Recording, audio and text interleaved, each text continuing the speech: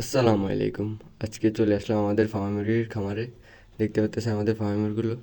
এগুলো আমরা কোথা থেকে আনছি এবং কত করে আনছি আপনাদেরকে জানাবো আজকে।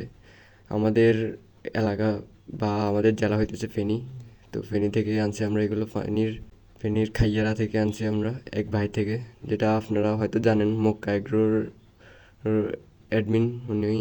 ওনার থেকে আনছি আমরা ফার্মা মুরগিগুলো। তখন ছিল 2 মাস। তখন আমরা এগুলো 200 টাকা করে আনছিলাম পিস। এখন আজকে এদের বয়স 3 মাস 10-12 দিন হবে, আশেপাশে হবে 10-12 দিনের।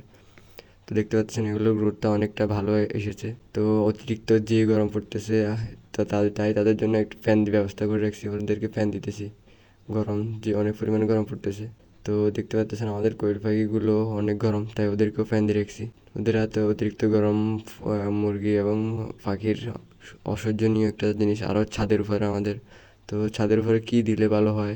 এখন আমরা শুধু ফ্যান দিয়ে রাখছি, উপরে কি অ্যালুমিনিয়াম ফয়েল লাগাবো না অন্যান্য কিছু দেবো জানিয়ে।